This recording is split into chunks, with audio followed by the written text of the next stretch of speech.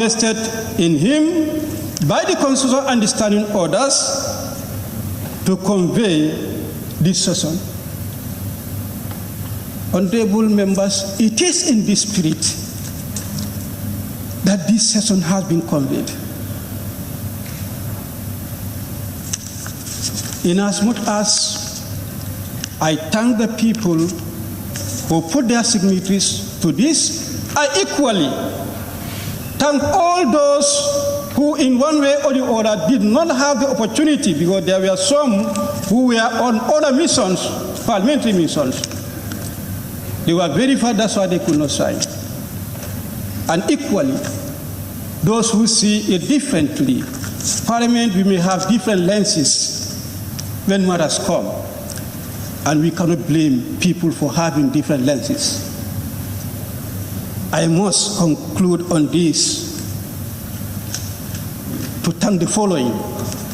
My humble self, Honorable Alhaji S. Dabo, Honorable Keba K. Baro, Honorable Lamin J. Sane, Honorable Yaya Sanyang, Honorable Suleiman Sao, Honorable Umar Jame, Honorable Alsen Sise, Honorable Lamin Sise, Honorable Bakar K. Baji, Honorable Mohamed Kante, Honorable Ami Koli, Honorable Muhammad Lamin Biba, Honorable Asan Toure, Honorable Almame Jiba, Honorable Abduso, Honorable Madi MK Sise, Honorable Soibu Toure, Honorable Fatou Baranjai, Honorable Fatou Cham, Honorable Ahmad Kamara,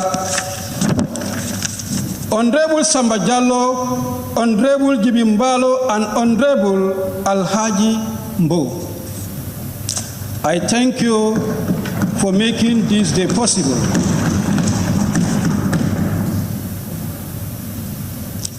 Honorable Speaker, having said so, if you look at the pattern of the debate,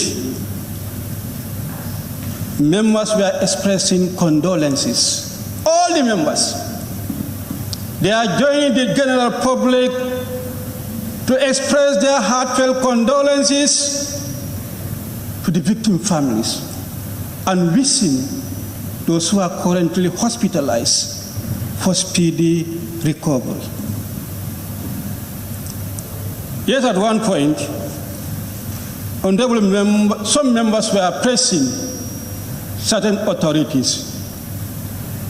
I believe, inasmuch as we have constituted a proper parliamentary inquiry on a matter, that somebody should be held responsible for what happened, we should not be very quick to be given praises. I underscore the position taken by a member that we should not have a preconceived mind to do our investigation. And we should not try to do anything that will preempt the outcome of the investigation. Equally, we should not be pressing anyone to do what you are responsible to do. And if there is something that is wrong, that is wrongly done, somebody or some people are responsible. At this juncture, we cannot say who is responsible. Then therefore, we cannot be pressing anyone. I want to make this point very clear and for honorable members to know, because the task that we have given to the committee, we want the committee to do the work judiciously and in the right way. It should be needfully done. When that is done, this assembly is going to take the right position on it.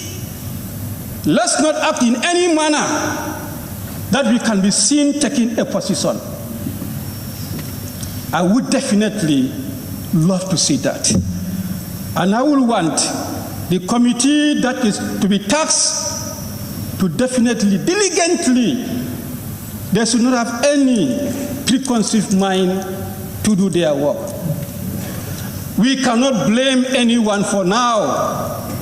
And we cannot recommend any action to be taken on anyone for now. Let the report dictate as what action should be taken. This is what we want. And I thank you, honorable colleagues, as requested in the letter, for us to air our views on what concerns us and what concerns the Gambia, so that amicably we can find what was wrong, how it was wrong, how do we address it. This is what we want. The resolution or the motion came from the leadership and the National Assembly Authority. Of course, anytime you're supposed to lay a motion in the National Assembly, it should be admissible. On that, even whereas we did it without the Speaker being involved, we do not undermine his office. He is part of us. But if we are to do the motion, that one, the office should be involved. And this is exactly what happened. It is not final. It is here that it is going to be final. Observations that you have made on it, that you feel there is need to improve on them, you can make those recommendations. Whether there are omissions, you can make those recommendations. This is where we are. There is no draft that is perfect or that is final. So it is this observation that you have made is what we are coming to look at. What the majority agree is what is going to stand, and finally we adopt this resolution that will be guiding the committee that will be responsible to conduct this parliamentary inquiry. Honorable Speaker, on that, I was able to pick two salient points that were raised perhaps that is not in line with what we have. One, we recommended that this task be given to Health Committee because they have started the work and they can continue from where they stopped. It will be proper for that committee to do the work, and they can be given extra terms of references that is not the general one. We believe will be proper and easier than to have what we call joint committees to do it.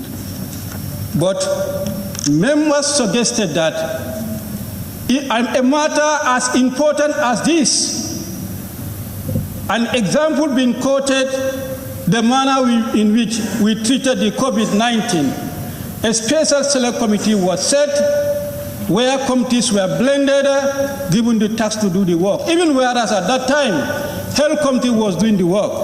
So some members suggested we have the Health Committee and the Gender Committee, joint committee to do the work. And some members also suggested we have special select committee that will comprise health, gender, and defense to do the work. And this other third suggestion is not precisely a committee per se, but it's talking about strategic communication mechanism. I think that one would be recommended when you are doing your work. The communication unit should ensure there is strategic communication mechanism put in place for this committee to do the work. So far, besides opinions and views, the way we see it differently, these were the key points as far as the resolution is concerned. The way we put it and the way some other members want it to be, this is what makes the difference, Honorable Speaker. So if we can see how best to harmonize and then finally adopt the motion. Honorable Speaker, on that note, I thank you. I beg to rest my case. Thank you very much, Honorable Member for Brikama North and Minority Leader. Let me thank all honorable members who have contributed, and of course those who intended to contribute, but others have addressed their concerns. Before I put the vote, I think it is important that some of the key issues raised by the minority leader be looked into. I never wanted to make this statement before we put a vote, because at all times I don't want to preempt or prejudice people's opinions as what should be done. But I want to acknowledge and appreciate both sides of Parliament, the majority and the minority leaders. Since this thing started, until it came to my notice, it had been a very, very, very difficult period for me. Because I am aware that Parliament can be convened in three forms. One is by Parliament itself. The other is a request from the President. And the third one is a request made by at least a quarter of the membership of parliamentarians. I am equally aware that parliamentary debate must be anchored on some stuff, on a theme, on a research. So where the Speaker is asked to convene a session of Parliament on an issue as important as this, where do we take off? Became a big problem. And in this circumstance, I must thank the clerk and his staff for their very excellent technical backup. And throughout the period, throughout these days, I've had fruitful and constant consultations with both the majority and the minority leaders. We've agreed on almost all issues before we finally came to the plenary. That spirit, I think, should continue. Because we are all in the same game, with the same boat. And that boat is the Gambian ship. When it sinks, may God forbid, all of us are down. So this particular issue is a concern for all Gambians, irrespective of your political affiliation. And I've heard it from members, from honorable ministers, and your own contributions, that let's open up. Let's make sure we do justice to the whole thing in the interest of the Gambian people. I've seen that, Mark. I think we will do justice. This will be a stamp in our favor, I believe. I honestly believe. Honorable Minority Leader, the other issue is the various suggestions opened by members, joint committees, special select committees, etc., etc. We have had discussions on this, and even at the ABC, we had discussions on this particular issue. We have had technical and professional advice from our technicians, and it is thought best that the Select Committee on Health and related matters takes charge of this issue. We have had instances where we were reminded of the COVID-19 issue, where a special select committee was put up. That is different from this particular one, in different circumstances. You know, special select committees or joint committees come up as a result of multi-stakeholders in the whole business. Any committee you see in Parliament, it has, even education committee says they should be part of it. So you can relate it. And we have a committee that has been formed by us specifically tasked to deal with health and related issues. Because even in the standing orders, when we have these two happening, like two or more, it's either or. It's either allowing one to continue to do the job, or do two come together and then form a committee and do it. So in this circumstance, and in the interest of our own volition to create and then nominate members into a select committee like health, I think it is only best and fair that this specific issue of this Aki drugs issue, as they have started, let them continue on their own. Various people had various suggestions. I overheard them. Some people insisted that we leave it with the Select Committee on Health. Some people say let's have a joint one. So various opinions came out. But we cannot satisfy all the opinions. But I think so far, when we have an issue on education, an issue on health, an issue on local government, an issue on specific issues, let's give the responsible institutions. They have in-house knowledge of what had been happening. They have background knowledge, and they will be able to advise better. Special select committees are special in nature, multifaceted. And COVID-19 was that particular one. COVID-19 was it is an international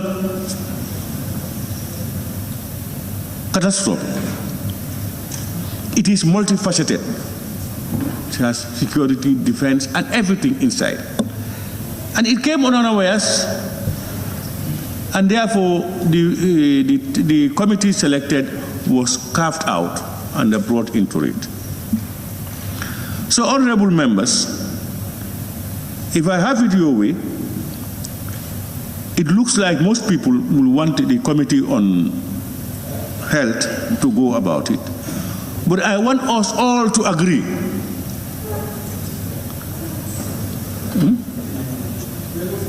Yeah? Yeah, I'll give you the floor. I want us all to agree and accept one principle and move forward with that. I will encourage Honorable, is it Minority Leader? And then, where? And then from there we have Latikunda Sabiji.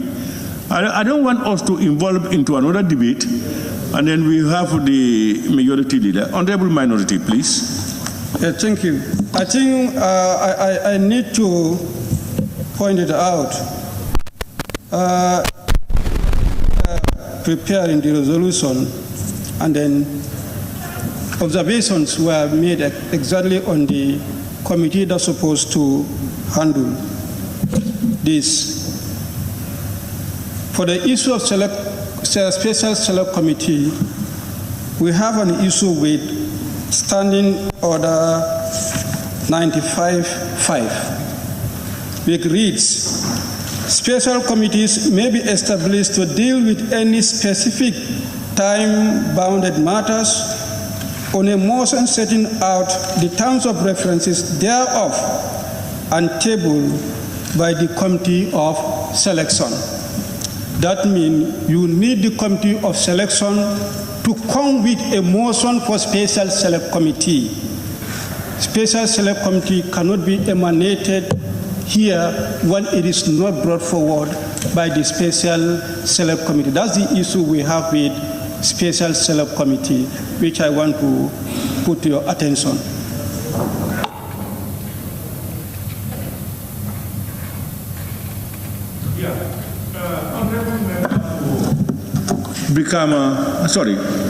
Latikunda Sabiji. Very much, Honorable Speaker, for giving me the floor. I just concur and reinforce myself onto what the Honorable Minority Leader just said, so I don't want to say further. Thank you.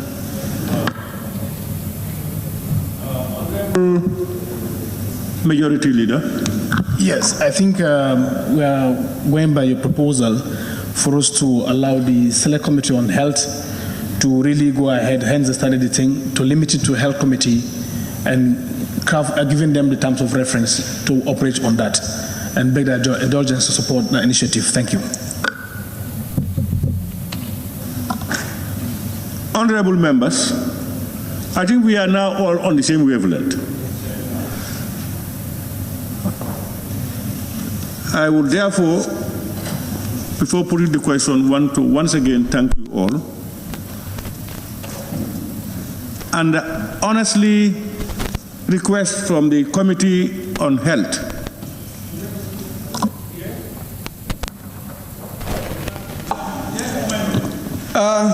the other issue I think I want to believe should be added in the motion of the terms of reference.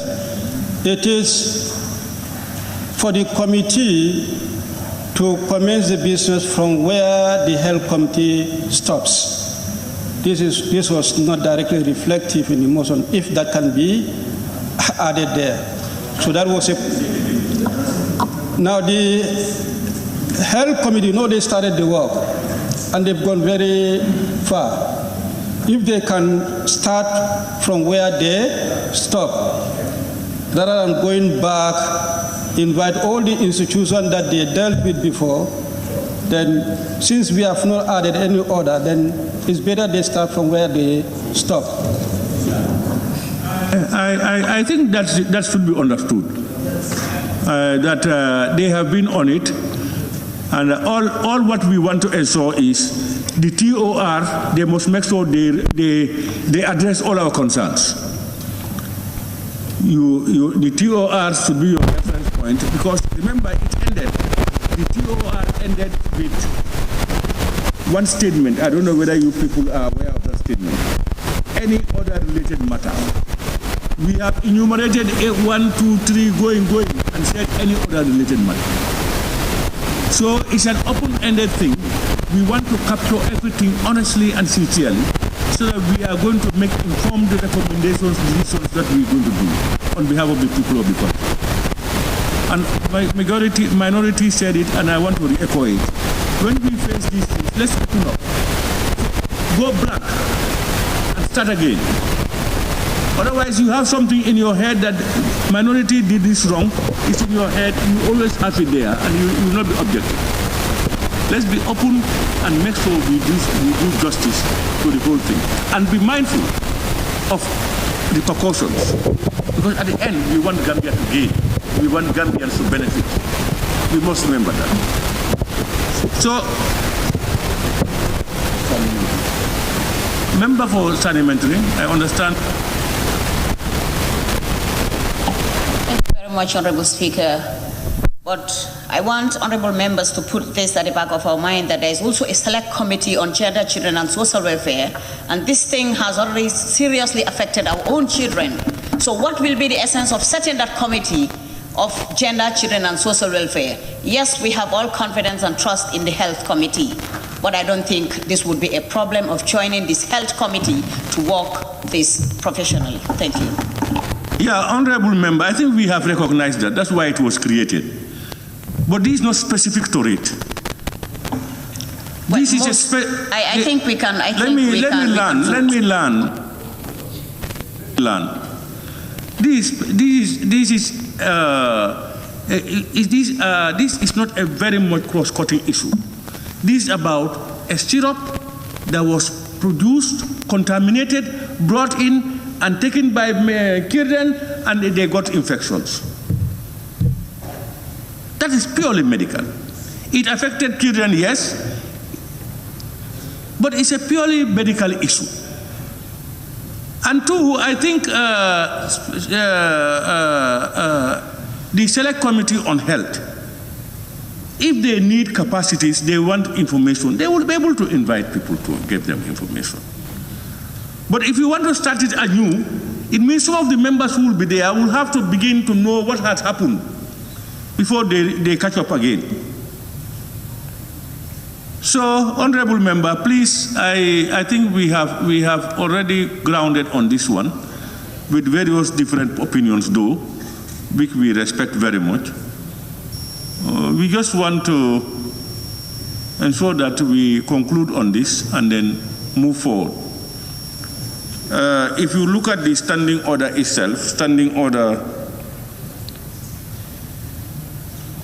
107, subsection 1A and B, it says, where a matter may be of concern to two or more committees, those are the relevant committees, it may be dealt with by first one by one of the relevant committees disposing of it in accordance with the Standing Order 108. Two or more committees are interested, you can take one to deal with it on behalf of all of them. That's one. Then the second one is the relevant committees sitting concurrently. You have a big number, all the committees coming up, sitting together. I don't think that would do justice to the whole thing. So, honorable members, with the proposed amendments made by the honorable minority leader, which we have captured, and I think it should be noted by the Committee on Health, I now put the question that be it resolved that this honorable assembly do adopt the motion on the acute kidney injury resulting to the death of at least 70 children in the Gambia. Those in favor, please say aye. Aye. Not in favor, please say no. The ayes have it. Honorable members, let me thank all the Honorable Minister of Health and his technical backup, and all honorable ministers here in present. We cherish your concern over this national issue, and we applaud you for sparing time to be with us here. Honorable members, once again, I thank all of you for your contributions. This is the third extraordinary session, and we want to thank you very much. On that note, honorable members, be it resolved that this August Assembly do stand adjourned, sine die. Those in favor, please say aye. Aye. Not in favor, please say no. The ayes have it. This Assembly now stands adjourned, sine die. Thank you.